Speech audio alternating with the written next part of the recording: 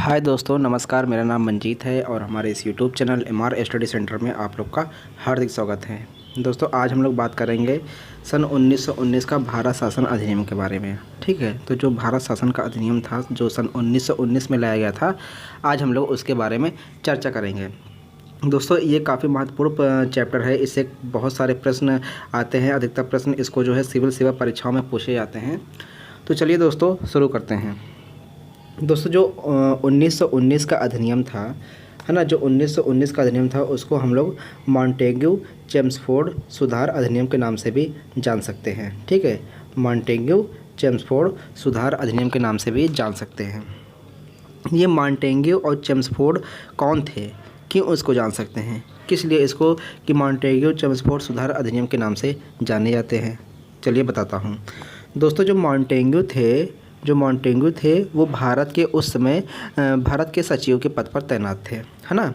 सन 1900 बात कर रहा हूँ। जो मॉन्टेग्यू थे वो भारत के सचिव के पद पर तैनात थे और जो चेम्सफोर्ड थे वो भारत के गवर्नर जनरल थे उस समय। तो इसलिए जो है इस अधिनियम को जो है मॉन्टेग्यू चेम्सफोर्ड सुधार अधिनियम के नाम से जान सकते हैं।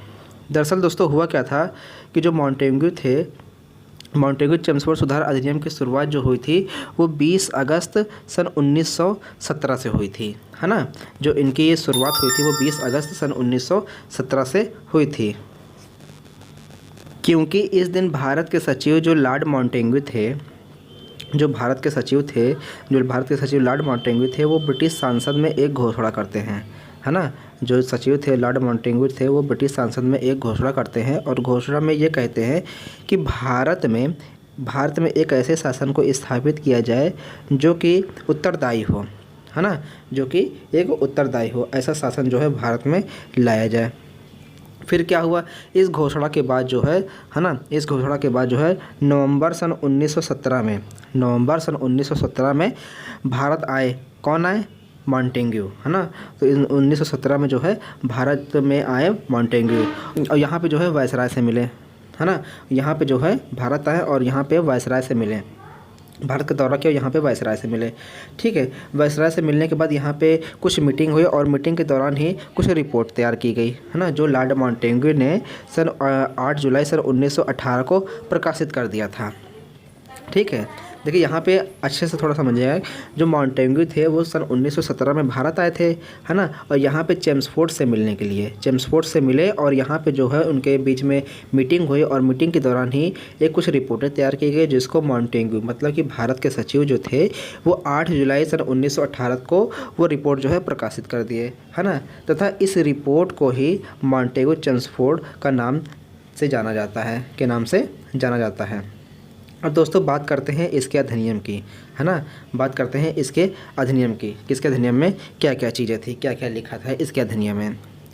जो इसका अधिनियम था उसका मुख्य पहला चीज़ इसमें ये थी कि केंद्र में द्विसदनीय व्यवस्थापिका की स्थापना की गई, है ना। केंद्र में द्विसदनीय व्यवस्थापिका की स्थापना की गई। द्विसदनीय मतलब 2 सदन, जैसे आज है लोकसभा और राज्यसभा। जो आज लोकसभा और राज्यसभा के नाम से हम लोग जानते हैं, इसकी शुरुआत कहाँ से की गई थी? सन 1919 के अधिनियम के तहत ही की गई थी। लेकिन उस समय क्या होता था? उस समय जो वहाँ पे होता था वो था राज्य परिषद और दूसरा होता था केंद्रीय विधानसभा, है ना। राज्य परिषद, दूसरा केंद्रीय विधानसभा होता था। तो चलिए इसको हम लोग देखते हैं। दोस्तों, जो राज्य परिषद होता था उसको सदस्यों की संख्या थी कितनी? 60 थी, है ना। राज्य परिषद की सदस्यों की संख्या 60 थी, जिसमें से जो है 34 जो है निर्वाचित किए जाते थे। और इनका कार्यकाल की बात करें तो इनका कार्यकाल होता था 5 वर्षों का, है ना। और जो केंद्रीय विधानसभा की बात करें तो इनकी सदस्यों की संख्या 144 होती थी, जिसमें से जो है 104 को मनोनीत किया जाता था, है ना। 104 को निर्वाचित किया जाता था और जबकि मनोनीत की संख्या कितनी होती थी? 40 होती थी, है ना। मनोनीत की संख्या 40 होती थी।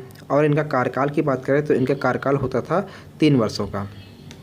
ठीक है, अब बात आती है तीसरे की। तीसरा जो था कि भारत में पहली बार कुछ विशेष महिलाओं को वोट देने का अधिकार दिया गया था, है ना।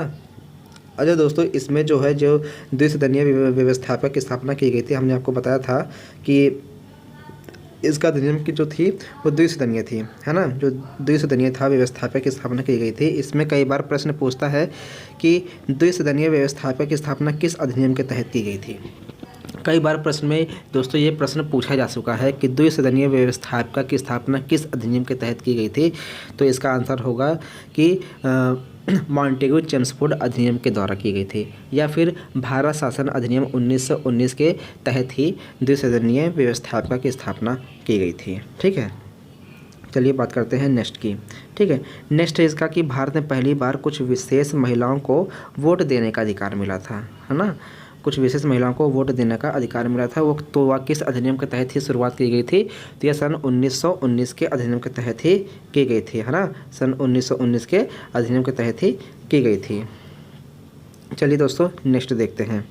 नेक्स्ट है ये सन 1919 अधिनियम की मुख्य विशेषता थी प्रांतों में द्वैध शासन को स्थापित करना, है ना। इसकी मुख्य विशेषता थी प्रांतों में द्वैध शासन, प्रांतों मतलब राज्य में द्वैध शासन को स्थापित करना। दोस्तों यहाँ पे देखिए द्वैध शासन और द्विसदनीय, है ना, द्वैध शासन और द्विसदनीय में बहुत फ़र्क है। आप लोग इसको एक मत समझिएगा।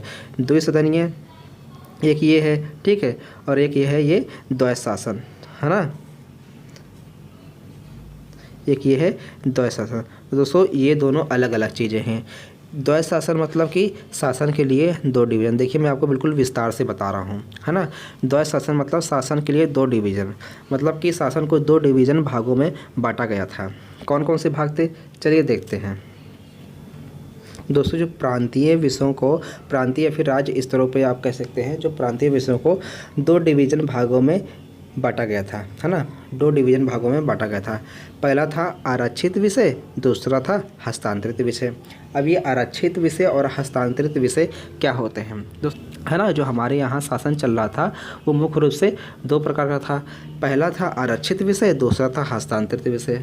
तो आरक्षित विषय में इसमें जो वायसराय की कार्यकारिणी परिषद होती थी, जो वायसराय की कार्यकारिणी परिषद होती थी, जिसमें जो है वायसराय अपनी व्यक्ति को खुद चुनते थे, है ना।